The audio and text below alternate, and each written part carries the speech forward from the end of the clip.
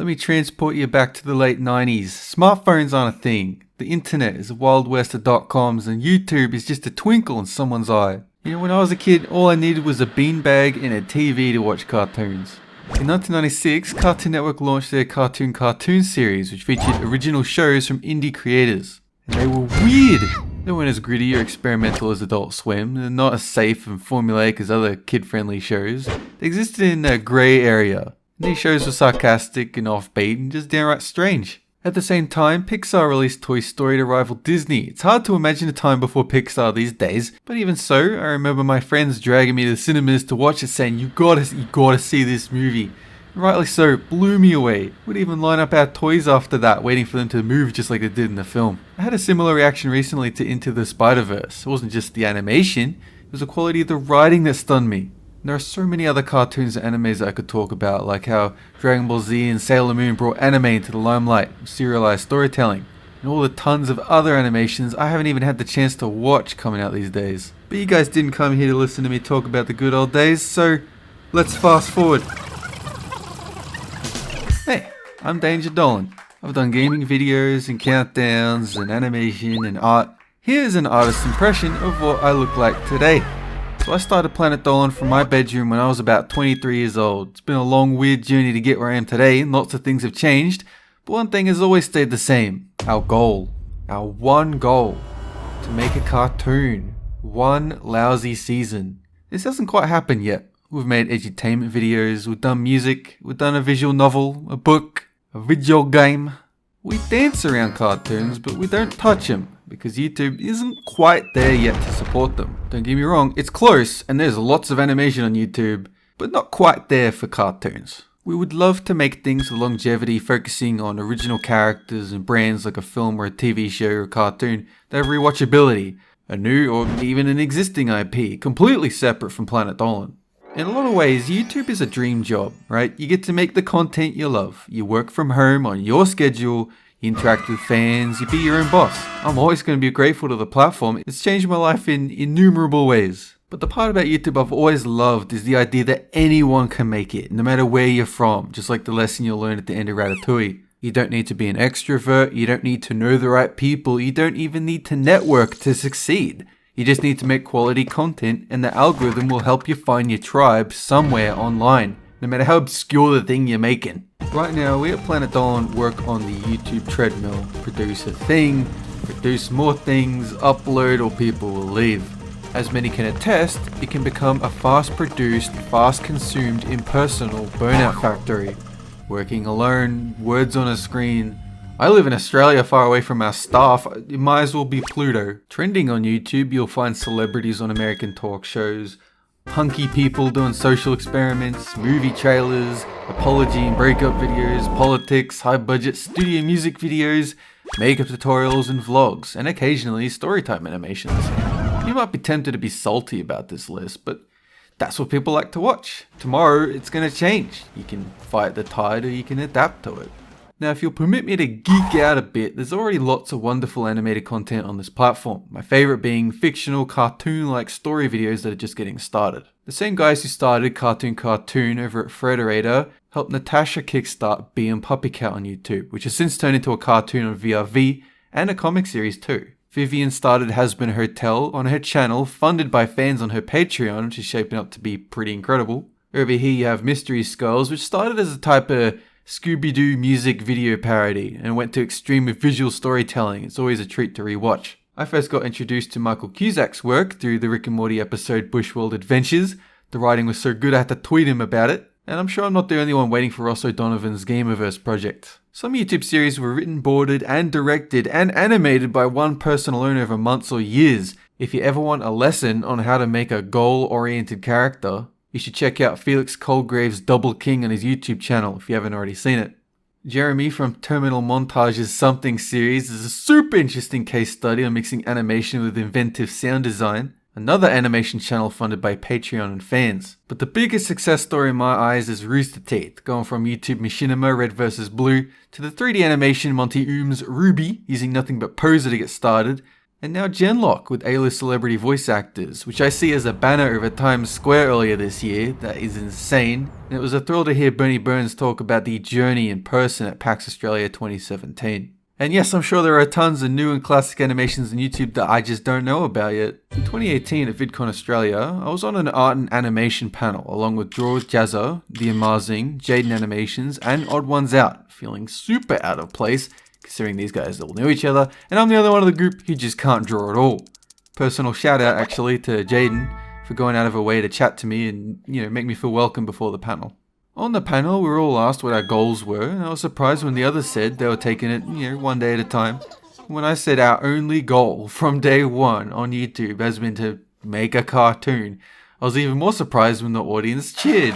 So James from Odd Ones Out suggested we do a Kickstarter to make it happen, and I replied, the only reason we haven't, we kind of want to prove ourselves first. And to do a full-on cartoon without wasting anyone's time, we're going to need help, or it's just going to take years and waste everyone's time. There's an initiative in Australia called Skip Ahead, which funds story pilots like George Jazz's Tale Teller. He wrote, directed, and animated it himself, and even did the music himself, with backgrounds done by another Aussie, Greg Bartlett from backgroundart.net. Now, it's a ton of work to apply for this grant and get accepted, so mad respect for Jazza there. We've been making animations monthly since about 2015 with animators like Sweet Commando, Ghost Toast, Return of the Goo, Spinal Palm, Robo, and James Shark, as well as the legendary sound design team Epic Mountain Music, known for their work on the Kurzgast animations. Recently, we released the two-part music videos Origin of Gooby Waiting, animated by a single artist, Robo, and Origin of Gooby Searching, which is a team effort of about 10 to 15 keyframe cleanup board and background artists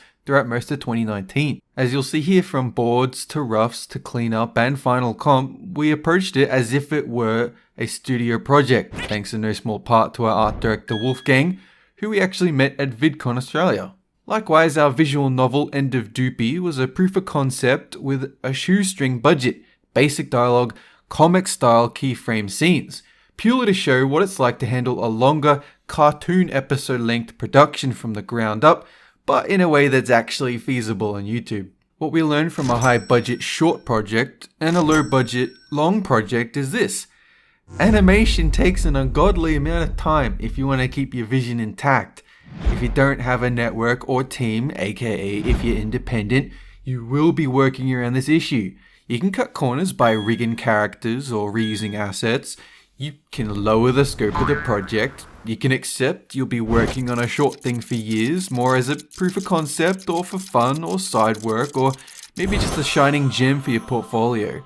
But unless you're a human juggernaut like Jeremy over here from Terminal Montage, you might be relying on Machinima for your 20-minute episode animated series on YouTube. Of course, there might be exceptions to that rule, but that's generally what I've found. Now guys, let's talk about a bad, awful word that might offend some people. Oh, hey, another introvert. Welcome. Take a seat. Here's a complimentary cup of anxiety. Make sure you don't talk to anyone in the room or you will be judged. But do put yourself out there. Not too much though. Everyone on YouTube has a public persona. They are experts at interacting with fans, supporting their community, and collaborating with other creators. I'm not. I'm the worst at talking to other humans. I am the least qualified for my current job. In fact, I have no interest in going to events, and I'm more comfortable talking to nobody unless it's purely for work reasons. I don't really want to be an influencer, I don't want to be e-famous, because at the end of the day, all I want to do is just help make cool stuff. So back in 2017 at RTX Sydney, I met Hideo Kojima, and he obviously worked on the Metal Gear Solid series. On one of his panels, when someone asked him a personal question, they said, "We know all about your games, but we want to know about you, Kojima, the person." And he replied, "Look, don't concern yourself with who I am. Just let my work and my characters speak for me," which I can completely relate to. Most of the Planet Dolan team came to us through direct job applications because they saw our videos and wanted to apply. But almost all of the Origin of Gooby Searching staff, the ones that worked on the latest music video, were found through I Know a Guy connections. The few times that I've reached out to companies for help, I've gotten some lovely replies, like the CEO of MERCURY FILMWORKS, and they're responsible for Hilda, Mickey, Tangled, and Lion Guard. He personally contacted me about our cartoon pilot, and the guys over at Next Animation Studio gave us tons of helpful tips and even some invaluable distributor contacts. But that's about it. Instead of making connections in the industry, I just read tons of books from other people who made it. My bookcase is full of them, filmmaking ones, behind the scenes, tutorials, too many to mention. I've scoured bookstores across multiple continents in non-fiction and biographies. It actually pumps me up to hear from others who found their break, like Charlie Brooker, who created Black Mirror. He did an episode talking about it on the screenwriting podcast Script Notes, and he also made a book detailing the behind the scenes on the show. Mike did a book called Springfield Confidential, which goes into a deep dive on what it's like to write for The Simpsons since the beginning and the foundation of that show. It's one of the best reads I've ever had. I joined a screenwriting Discord, but of course I never said anything in it because I'm bad at networking and talking to people. And as soon as the people in that Discord were asked what kind of screenplays you'd want to work with, I expected a lot of them to say films, TV shows and plays, but a whole slew of them said animation. I had no idea that there were so many writers out there interested in writing screenplays for animation. I just thought it was storyboard artists and, just artists. I thought I was just the crazy one, but I'm glad to know it's not just me. So all of this has led me to the conclusion that YouTube maybe isn't the platform for the next project we want to do. When Bee and Puppycat kickstarted their show, they broke down the series into a budget sheet, which I'm super grateful for. You wouldn't believe how hard it is to find this info anywhere. If anyone's read To Pixar and Beyond by their Chief Financial Officer Lawrence Levy, you'll know Pixar floundered around for 10 years before they figured out how to support and recoup investment for animated films by a stroke of luck. Our dream is to gather our team of writers, voice actors, editors, artists, and animators in a real location for any number of months, hash out and work out a plan for a year's worth of cartoon, and spend the rest of the year working our butts off to make it happen. Every year. Forever, if need be.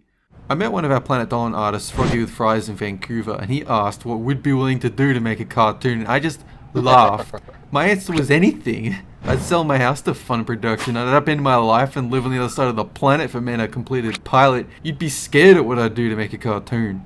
Creative works is my big passion, overseeing the writing, the music, the art, animation, editing, production. Most of all, I love writing stories. And to be honest, most days I'm just totally bummed out. Half the time I feel like I'm not running my life properly, and it's true what they say, time speeds up faster and faster as you get older.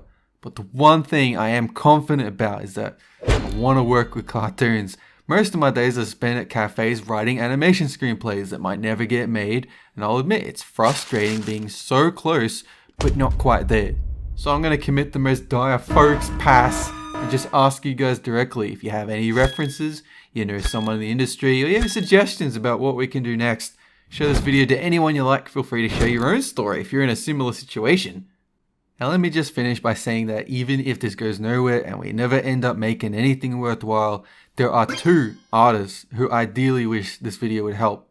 The first one is Honeybits. She has done almost all the references for the entire Planet Dolan cast, the reference sheets. She single-handedly did the storyboards for the Gooby music videos. She's done character designs for our cartoon pilot and tackled almost the entire board and helped shape it over the years. She's a massive hidden gem who deserves a chance to board cartoons even if it's not from us. She's based in LA. I would love to see her find storyboarding opportunities, be it local or remote. And then you have James Shark, and he's been our animation rock on SPD for years, just like Sweet Commander was before him. He gives the episodes a crazy amount of personality. He's a super hard worker, reliable. It was an honor meeting him for the first time at VidCon AUSTRALIA, where he drew tons of fan art at our booth just to support the community. His dream job would be to storyboard or be a comic artist, even if it's international. Nothing would make me happy to see this happen for him. Likewise, there are an endless number of incredible artists who shared their work for #Portfolio Day through most of July 2019 looking for work. I get upset when talented artists apply to PD and I can't give them the opportunity they deserve, let alone the hundreds and thousands of them you'll see in this hashtag alone. Life can be unfair, man. Everything is a dice roll. Sometimes it's just right place, right time. If you guys ever want to get in touch, you can reach me with the email contact@planetdolan.com. I read everything that comes through there, even if I can't reply to each one. That's it, guys. Thanks for listening.